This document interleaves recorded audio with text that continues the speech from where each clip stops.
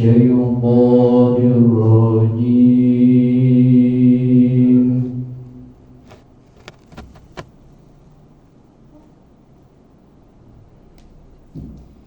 بسم الله الرحمن الرحيم.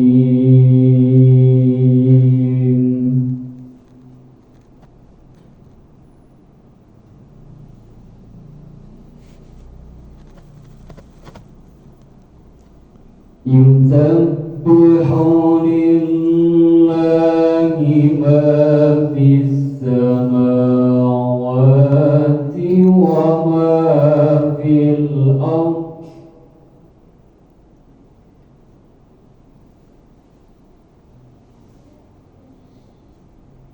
الملك القدوس العزيز الحكيم.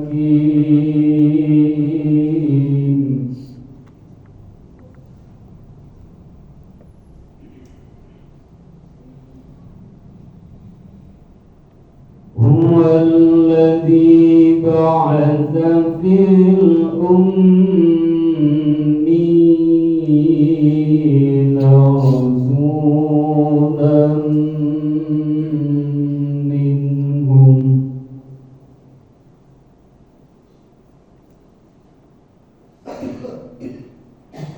رسولا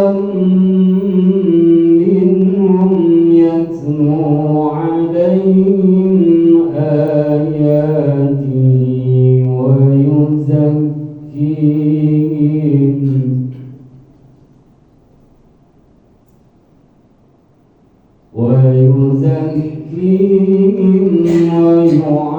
ويعلمهم الكتاب والحكمة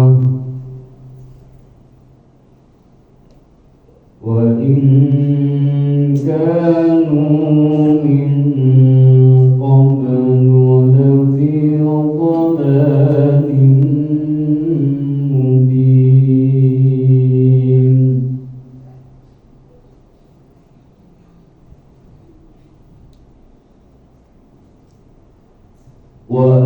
وآخرين منهم لما يلحقوا بهم وهو العزيز الحكيم.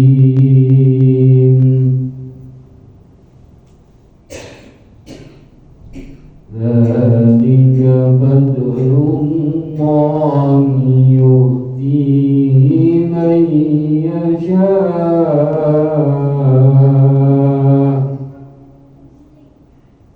والله ذو الفضل العظيم. صدق الله العظيم. السلام عليكم ورحمة الله وبركاته.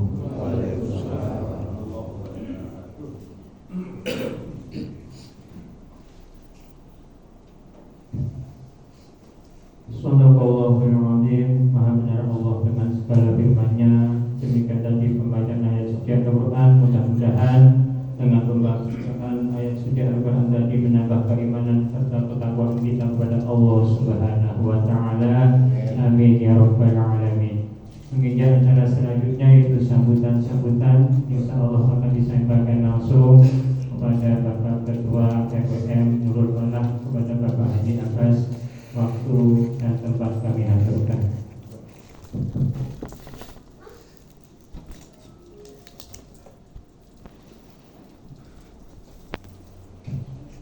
Bismillahirrahmanirrahim. Assalamualaikum warahmatullahi wabarakatuh.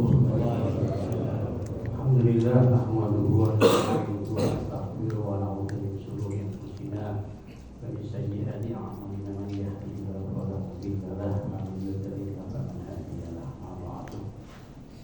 Kira-kira para ahli, para ulama, lebih sepuh, wabil khusus Bapak penasihat pembina, rekan-rekan kepengurusan serta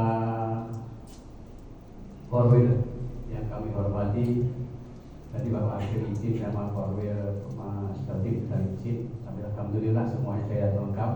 Tapi yang ada di dalam ambil bapak-bapak, yang di luar mana banyak Ustaz. Nggak mau. Yang mudah-mudahan sedang di luar mencari angin ya. Wabil khusus guru saya Bapak Dr. Haji Masrur Makmur Magister Sarjana Pendidikan yang sudah hadir di antara kita. Kita bersyukur malam ini di malam tahun terakhir kita pengajian ini sampai berjumpa di tahun depan. Betul saja. Di tahun terakhir mudah-mudahan kita sampai diberikan umur panjang barokah. Ya senantiasa dapat mengemban amanah melaksanakan kewajiban ya dalam rangka ilahi kaminatillah sekaligus pengemban amanah sebagai khalifah di muka bumi. Sebelum lebih lanjut, saya tertarik dengan aktivitas narasumber kita, penceramah kita. Kalau saya buka tadi mau ke sini, kita buka profilnya beliau, saya targeted. Hampir ada, kita tetap mau izin ada 20 jabatan yang dipegang. Saya banyak apa saya makan lalu saya kopi. Yang pertama coba saya coba karena ini saya tadi kita yang biasa ada waktu nganggur ternyata tapi nggak mau nganggur. Ketua MUI Provinsi Bali, Ketua LBTQ Provinsi Bali, Ketua ISMI Provinsi, Ketua KKMSI dan ketua-ketua dulu di atas ini, Ketua Hikmah, Ketua Pendirian SMK, Direktur, mau dicek itu berapa?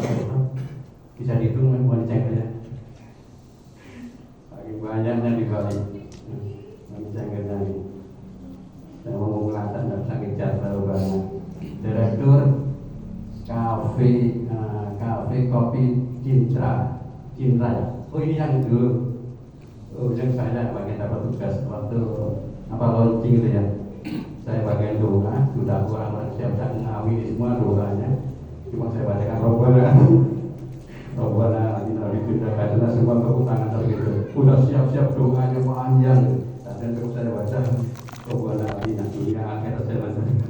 Ya itu ya. Dari kopi kita dicobokan sini. Direktur travel ini Nurisma, Direktur Mamakan Nurisma, Direktur Mamakan Solo di Makassar, Pembina JPN Jaringan Pengusaha Islam Provinsi, Pengusaha Hewan dan Ternak, Pembina Pondok Shalawatul Ishak. Subhanallah. Terus masih menunggu, mudah-mudahan segera dipanggil anggota sebagai calon anggota DPR pusat. Ya saja, mudah-mudahan segera sehingga kalau yang dapat dengan lain-lain masih banyak kalau saya baca semua. Subhanallah. Saya akan pada yayasan setengah tidak pernah di rumah ini ambil saya ambil yang saya catat 16 jabatan. Ini belum yang kecil-kecil anggota yang masih ketua dan direkturnya yang dipegang. Bagaimana ngatur waktu? Subhanallah. Mudah-mudahan Allah memberikan kesehatan. Berbuat istiqomah amin. Itu Bapak dan saudara-saudara profil daripada narasumber kita, mudah-mudahan ini menyemangati kita. Kalau dia bisa berbuat, mengapa kita tidak? Pada makannya juga sama, malah sedikit kalau makan. Kami bisa bagi waktu sedemikian banyak jabatan, tapi mampu kadang-kadang kita yang kadang-kadang malas-malasan di rumah, yang ngobrol gitu, duduk-duduk dan sebagainya ini. Mudah-mudahan ini nanti membawa inspirasi kepada kita, termasuk bagaimana cara-caranya kita akan berjuang, termasuk bagaimana kita tidak miskin dan tak ibutan. Berarti biar kaya, semoga kaya, insya Allah semuanya akan kita ibadah lebih tenang, ya. Tempat ibadah kita lebih berguna dan berguna. Saya kira itu yang dapat kami sampaikan. Lanjutnya nanti mungkin ada yang kenal ataupun ingin mendapatkan kerjaan, mengoraki dan komunikasi kepada beliau dan sebagainya. Ini saat mohon izin, mohon maaf jika saya buka tidak berangkat ini memberikan semangat teman-teman. Terima kasih sekali lagi, terima kasih teman-teman dan sudah wakil khusus ini Korwil 3 Pak Pondok yang hari ini sebagai tuan rumah pelaksanaan pengajian rutin kita. Mudah-mudahan sekali lagi kita senantiasa dalam keadaan sehat walafiat amin. Assalamualaikum warahmatullahi wabarakatuh. Assalamualaikum warahmatullahi wabarakatuh. Terima kasih kami sampaikan kepada Bapak Ketua RWN, Bapak Haji Akas, yang telah memberikan motivasi dan semangat dengan profil tema pada malam hari ini, yaitu akan disampaikan tentang the winner of life atau pemenang kehidupan. Alhamdulillah, untuk acara selanjutnya yaitu Mau'izatul Hasanah, kami mohon kepada Bapak Ustaz Dr. Haji Mas'ud Makmum MPDI padanya waktu dan tempat kami haturkan.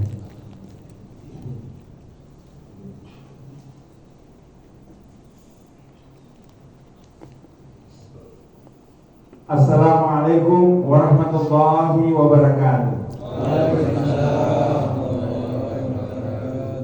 Alhamdulillahirabbil alamin. Wassalatu wassalamu ala nabiyil karim wa ala alihi wa ashabihi ajma'in. Hadiratul kiram, para ulama, para hadis yang saya muliakan, para sepuh, sahabat saya, Ustaz Abbas, kita sama-sama bersyukur kehadiran Allah Subhanahu wa Ta'ala bahwa kita hingga saat ini diberikan kesehatan, diberikan anugerah kenikmatan iman dan Islam, kita diberikan usia yang panjang sehingga insya Allah akan bertemu lagi dengan tahun 2025 masih ini. Ustaz Abbas ini sahabat saya melebihi dari saudara, sudah lama, hampir 20 tahun lebih kami bersahabat. Seperti juga tahu di mana sering ketemu, tapi ternyata tempatnya di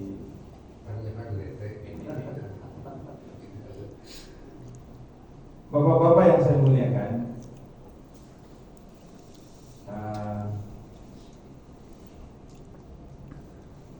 kami biasanya di akhir tahun ini itu melakukan evaluasi, melakukan review berapa omset kantor, apakah karyawan-karyawan ini tetap sejahtera dengan standar gaji seperti ini.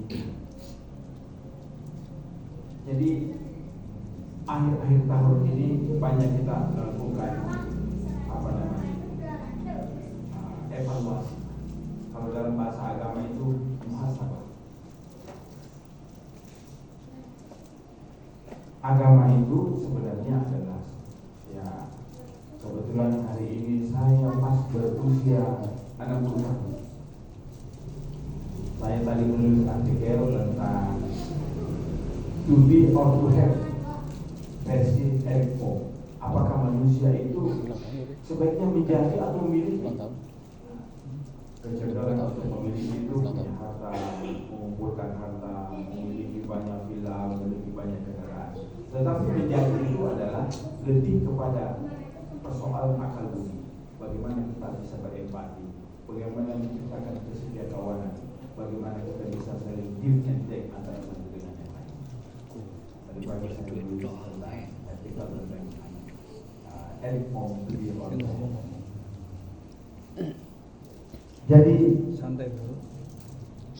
ada 3 huruf yang sedikit agak sering kita perbincangkan dan sedikit sulit untuk kita laksanakan, terapkan dalam kehidupan sehari-hari. Pertama adalah istiqomah, introspeksi, ikhlas.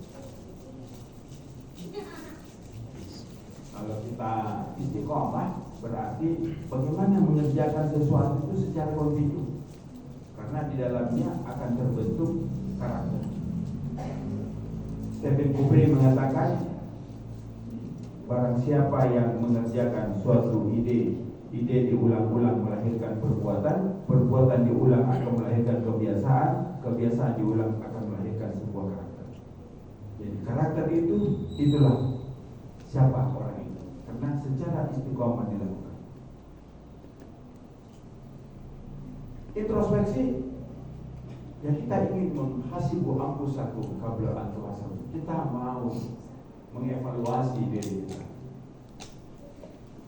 Kalau Umar bin Khattab itu setiap pagi bangun subuh, lalu duduk merenung perjalanan dari kemarin hari Sabtu, sekarang hari Ahad. Apa yang dilakukan pada jam 4 kemarin pagi sampai ketemu dengan jam 4 pagi ini? Apa yang dilakukan? Ditulis. Itulah namanya evaluasi. Kita juga melakukan evaluasi tahunan.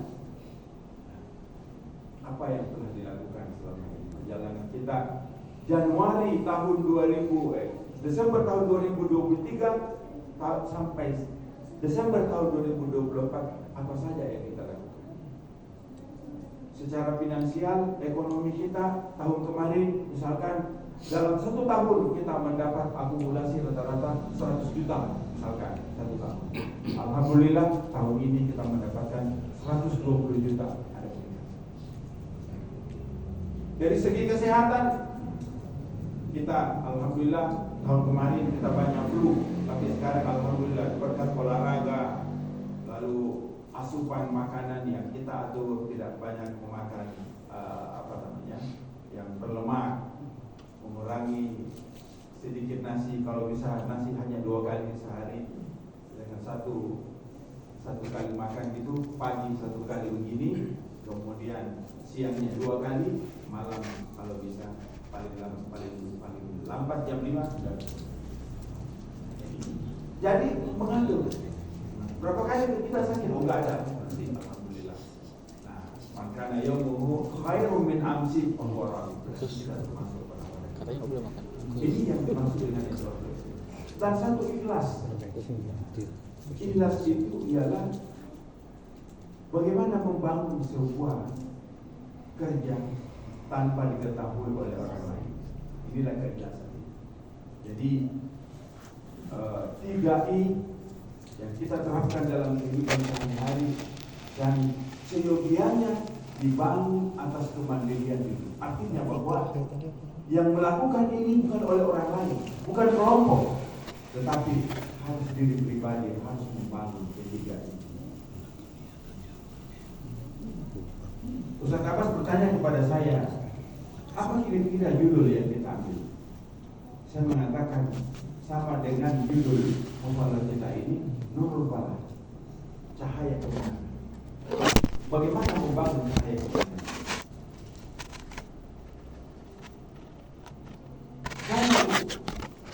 Dalam buku spesies ini bercerita tentang perjalanan manusia, bahwa manusia itu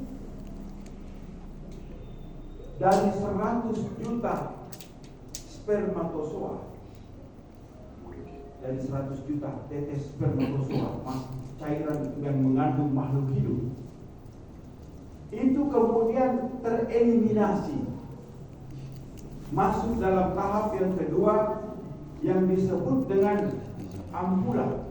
Ampula ini hanya ada 200 spesimen yang boleh masuk. Berarti ada kurang lebih 980 juta yang gugur. Hanya ada 200 spesimen masuk. Lalu dari 200 ini yang berevolusi menjadi embrio hanya 1. Kita adalah manusia yang lain. Sebab itu kita sesungguhnya ini adalah pemenang. Ada 8 juta manusia yang ada sekarang ini, dan diperkirakan tahun 2050 sampai menjadi angka 10 miliar manusia. Itu semuanya adalah menjadi pemenang. Bagaimana kita menjadi orang yang berpemenang? Dari alam arwah ke alam rahim. Alam rahim Allah telah mengunggulkan kita dibanding dengan zat-zat makhluk hidup yang dikalahkan tadi itu. Kita sudah unggul. Lalu unggul tidak hanya unggul, tapi diberi piranti-piranti hidup agar menjadi orang yang sukses. Kita ambil contoh.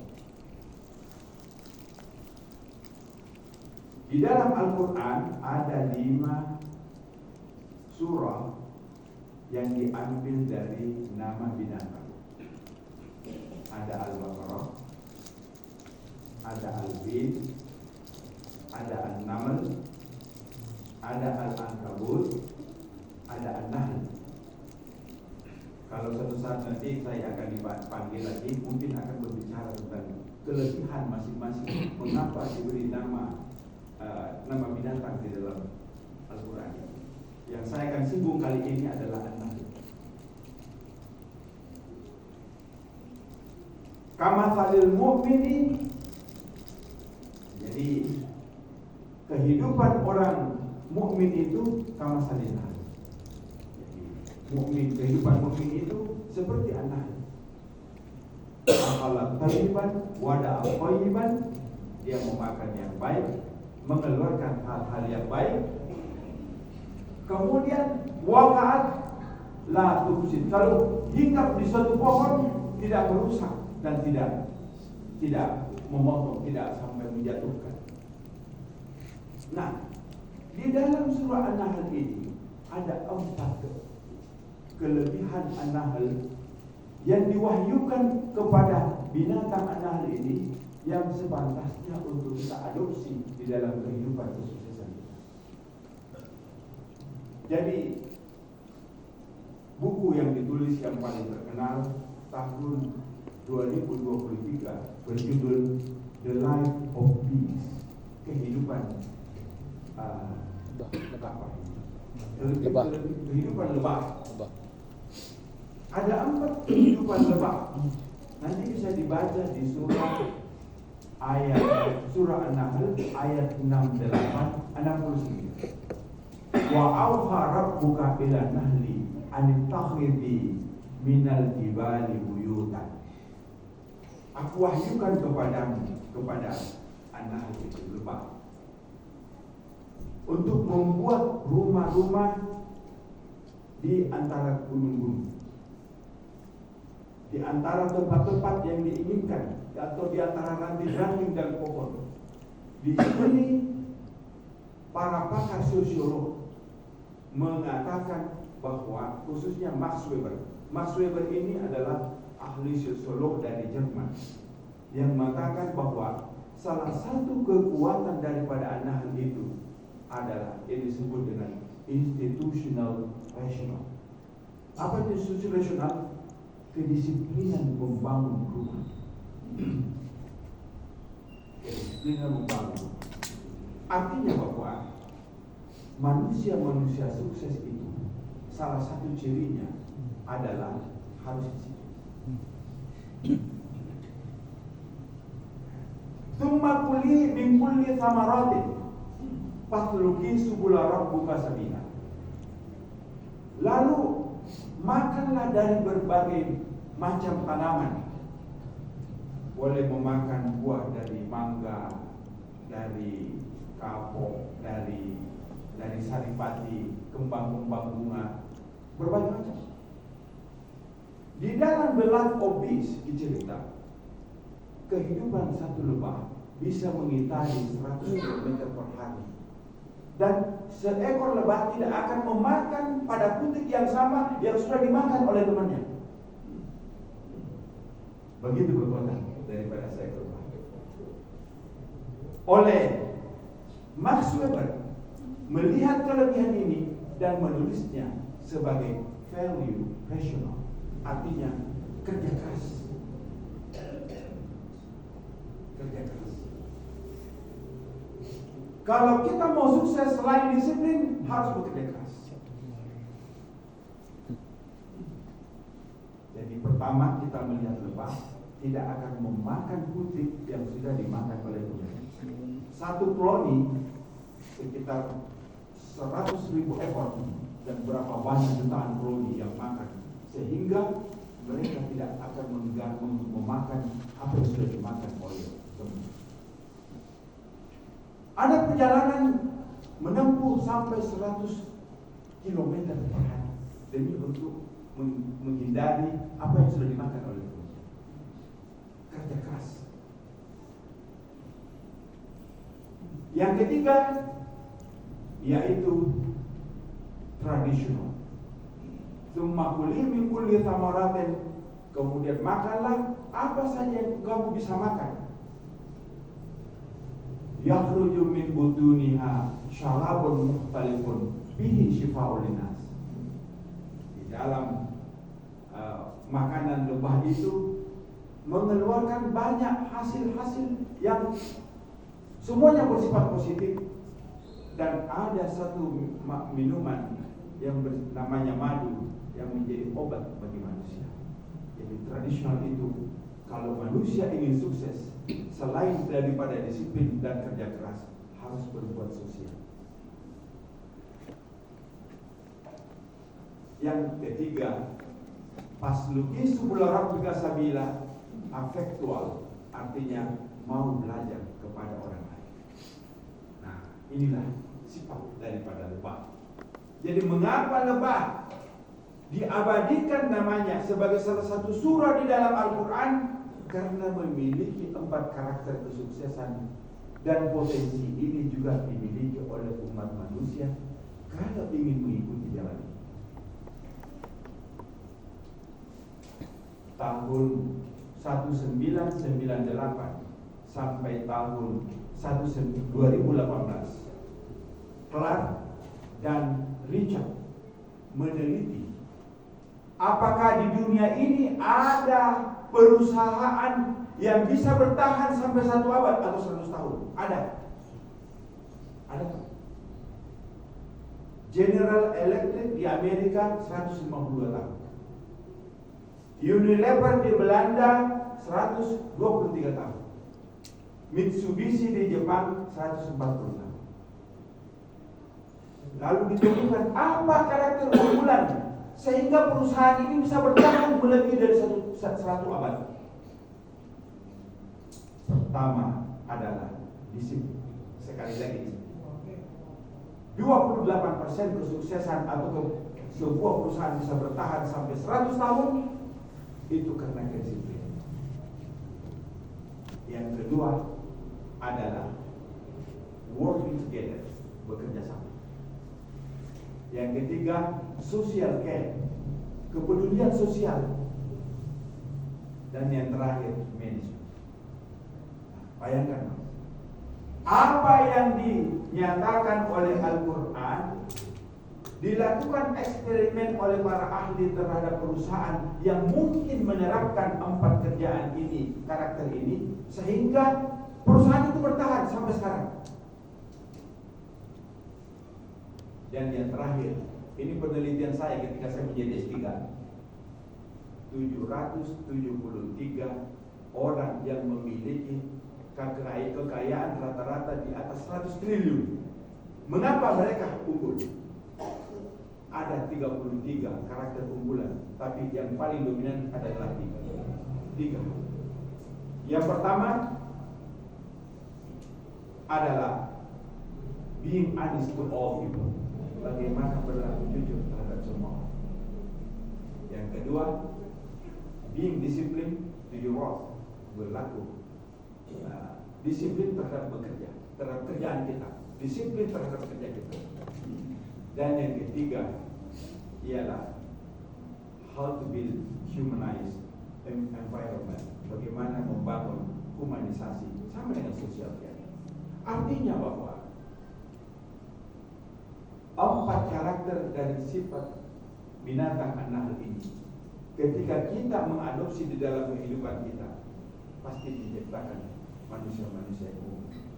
Sekarang kita melihat orang yang sekeliling kita. Misalkan si A. Saya sekali waktu saya bertanya kepada Pak JK. Pak JK, usianya sekarang berapa Pak JK? Kira-kira 3 bulan yang lalu saya ke kediaman beliau. Usia saya sekarang sudah 85. Masih bisa kemana-mana seluruh Indonesia, hampir seluruh negara sudah berkeliling kemana-mana. Lalu apa konsep Pak? Kok bisa berhasil meninggalkan pekerjaan tetapi tetap berjalan?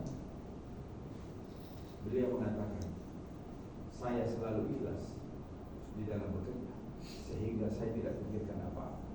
Semua pekerjaan sekarang saya sudah delegasikan kepada generasi saya berikut. Tetapi saya tanamkan kepada mereka kedisiplinan dan kejujuran. Masya Allah. Berarti mari kita menengok di dalam diri kita. Kita renungkan sehabis kita selesai ini, lalu melihat apa kekurangan dari 4 di dalam diri saya, di dalam diri kita semua, sehingga kita bisa menciptakan kesuksesan untuk ke depan, baik untuk kita, anak kita, generasi kita, dan seterusnya. Yang jelas bahwa 4 karakter inilah sehingga mengapa surah An-Nahl itu diabadikan menjadi salah satu surah di dalam Al-Quran. Apakah keempat karakter ini yang sudah juga diterapkan oleh manusia, orang-orang yang lain, sehingga bisa menjadi unggul, membawa kita menjadi bahagia? Tidak selamanya.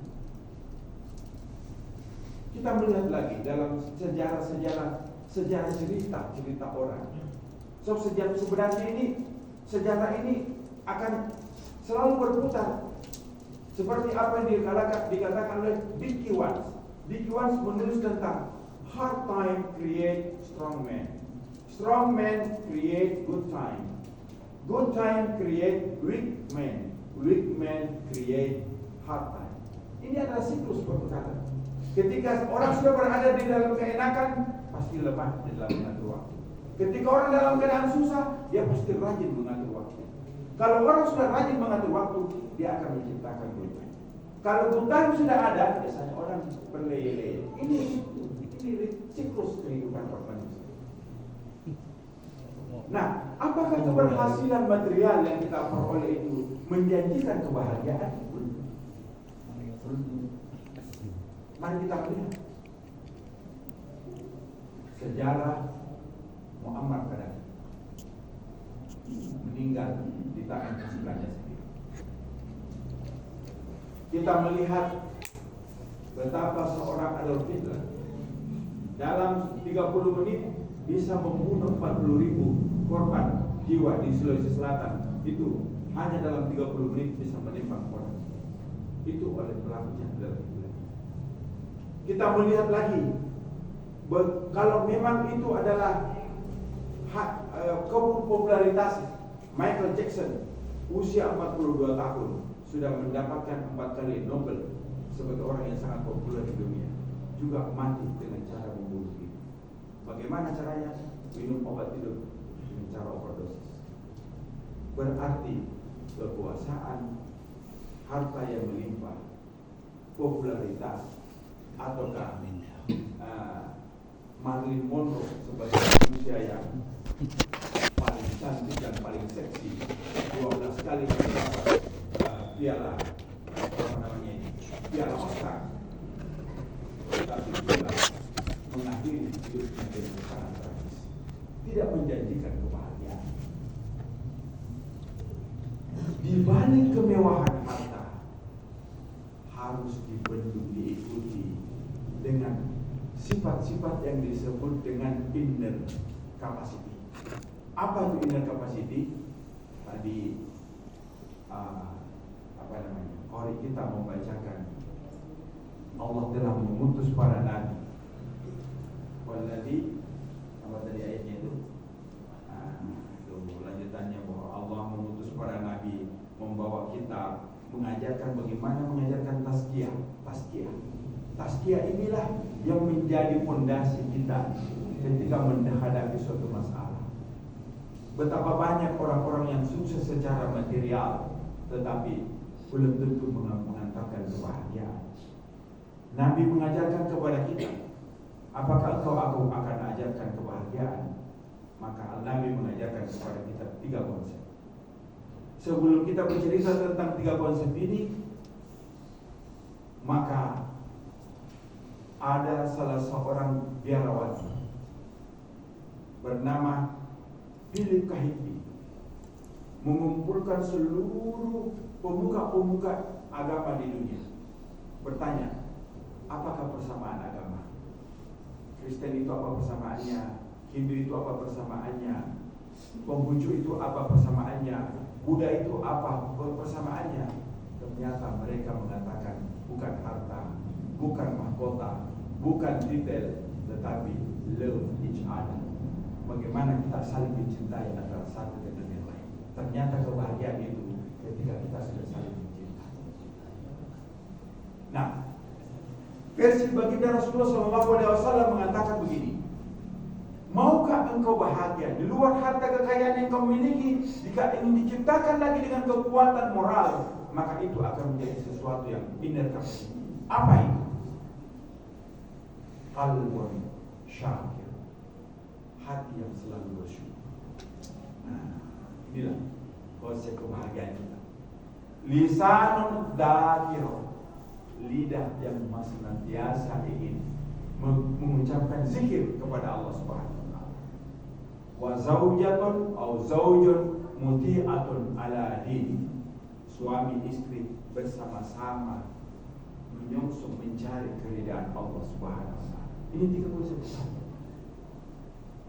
Oleh karena itu, ketika harta kita miliki, lalu kita mau berbagi kepada orang lain, dalam Al-Quran 77 kali kata amwal itu disebutkan, malullah, amwaluna, semuanya dalam bentuk jamak. Itu artinya apa? Harta apabila ingin langgeng, hendaknya dinikmati oleh orang banyak. Hanya ada satu kata tunggal daripada kata malum di dalam Al-Quran, itu pun juga pengakuan ketika orang sudah dijebloskan di dalam neraka, ternyata dia ingin menyogok malaikat, tidak bisa. Ma'akmi anni ma'aliyah, ternyata hartaku tidak mampu saya gunakan untuk menyogok malaikat supaya memindahkan saya ke surga. Itu pernyataan negatif.